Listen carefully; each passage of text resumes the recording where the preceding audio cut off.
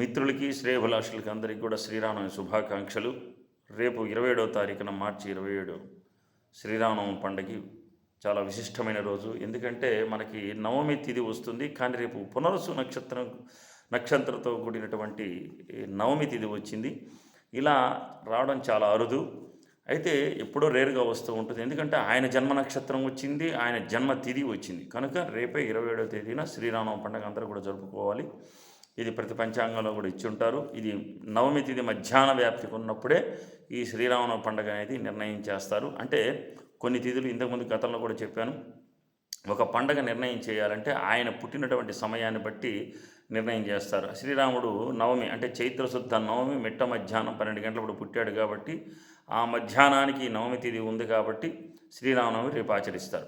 అయితే ఇప్పుడు ఈరోజు నేను చెప్పేటువంటి విషయం ఏమిటంటే, ఆయన ఎప్పుడు పుట్టాడంటే కృతయుగం అంతమైపోయి త్రేతాయుగంలో జన్మించాడు. త్రేతాయుగంలోనే శ్రీరాముడు జన్మించాడు. అయితే సుమారు కొన్ని లక్షల సంవత్సరాల క్రితం ఆయన జన్మించాడు. ఈ మధ్యకాలం నాటివాడు కృతయుగ సంవత్సరాలు మీరు క్యాలిక్యులేషన్ చేసుకోండి, గూగుల్లో కొట్టినా వస్తుంది. కృతయుగము, త్రేతాయుగము, ద్వాపరయుగము, కలియుగము. కృతయుగం అంతమైపోయిన తర్వాత ఆయన త్రేతాయుగంలో జన్మించాడు. ఆయన త్రేతాయుగ సంవత్సరాల తర్వాత త్రేతాయుగం, ద్వాపరయుగం, ఇప్పుడు కలియుగం. కలియుగం 5000 సంవత్సరాలపై దాటిపోయింది. అంటే కొన్ని లక్షల సంవత్సరాల క్రితం శ్రీరాముడు మానవ రూపంలో ఈ భూమి మీద జన్మించాడు. మనకి దానికి ప్రామాణికం ఏమిటంటే, శ్రీరాముడి యొక్క జాతక విశిష్టతను మీకు తెలియజేయాలనే ఉద్దేశంతో నేను ఈ వీడియో చేయడం జరిగింది.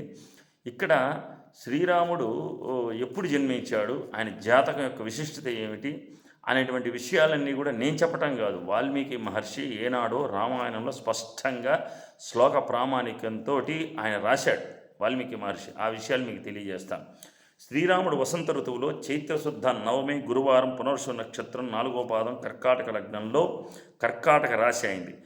అభిజిత్ ముహూర్తంలో అంటే మిట్ట మధ్యాహ్నం 12 గంటల వేళలో కృతయుగం 17,28,000 సంవత్సరాలు ముగిసిపోయిన తర్వాత త్రేతాయుగంలో చివరిలో శ్రీరామచంద్రమూర్తి దశరథుడి కుమారుడిగా కౌసల్య గర్భాన రఘువంశంలో జన్మించాడు.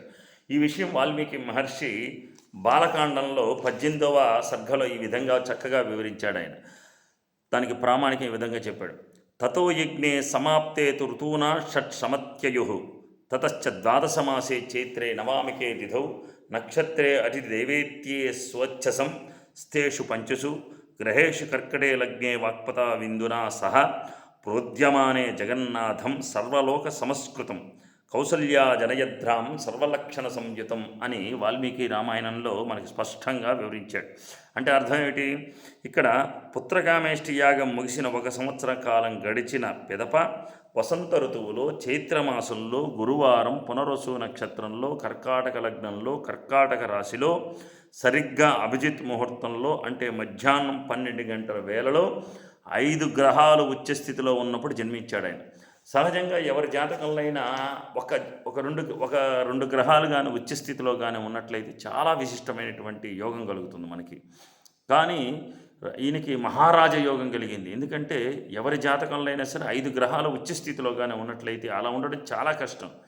కానీ రాముడికి ఆ విధంగా 5 గ్రహాలు ఉచ్చస్థితిలో ఉన్నాయి జాతకంలో. ఆయన జాతకంలో ఇక్కడ ఆయన జాతకం బాగా పరిశీలించినట్లయితే ఇక్కడ ఏ జాతకంలో అయినా 5 యోగాలు ఉంటే చక్రవర్తి అవుతాడు, గొప్ప మహానుభావుడు అవుతాడు. గురుడు శ్రీరాముడి యొక్క జాతకంలో కర్కాటక రాశిలో ఆయనకి గురు చంద్రుడి యొక్క కలయిక ఉంది. దీన్ని గజకేసరి యోగం అంటారు. గురుడికి ఉచ్చస్థానం ఏమిటి, కర్కాటక రాశి. శనికి ఉచ్చస్థానం ఏమిటి, తులారాశి. శుక్రుడికి మీనరాశి ఉచ్చస్థానం. తర్వాత కుజుడికి ఉచ్చస్థానం వచ్చేసి మకర రాశి, కుజుడికి ఉచ్చస్థానం.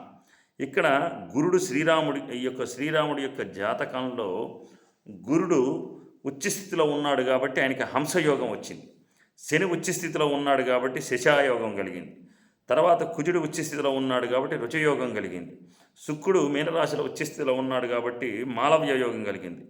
లగ్నంలో గురుచంద్రుల కలయిక వలన గజకేసరి యోగం లభించింది. అంటే శుక్రుడు కానీ మీనరాశిలో ఉన్నట్లయితే భార్యాభర్తలు చాలా అన్యోన్యంగా ఉంటారు. మీరు ఒక ప్రశ్న అడగచ్చు నన్ను, మరి అంత అన్యోన్యంగా ఉన్నటువంటి వాళ్ళు సీతాదేవి ఎందుకు అడవి పాలు అయ్యారంటే ఆయన కావాలని పంపించలేదు అరణ్యవాసానికి. అంటే ఇక్కడ రామాయణం మొత్తం మనం బాగా అర్థం చేసుకుంటే ఒక విషయం మనకు బాగా తెలుస్తుంది. ఏమిటంటే ఎప్పుడు కూడా ఇప్పుడు మనసులు కలవనటువంటి జీవితం వృధా.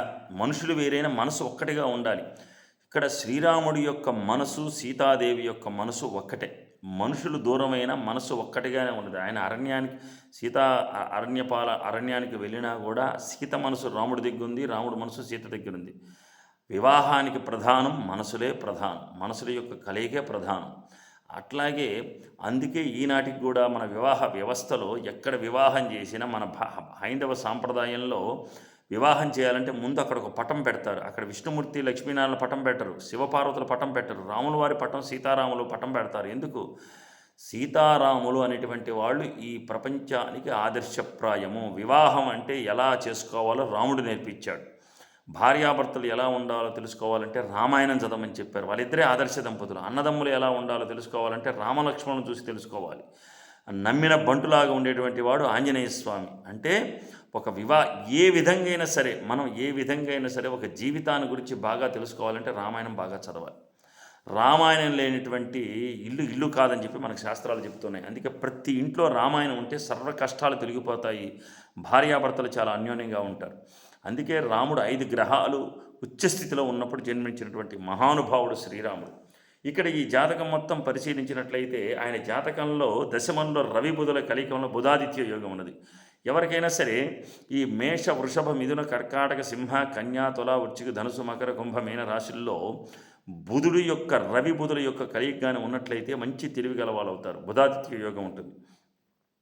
అట్లాగే 5 యోగాల్లో ఒక్కటి ఉన్నా, ఇప్పుడు నేను చెప్పినటువంటి 5 యోగాల్లో ఒక్కటి ఉన్నా కూడా వాడు అదృష్టవంతుడు అవుతాడు, రాజసమానం కలుగుతుందన్నమాట.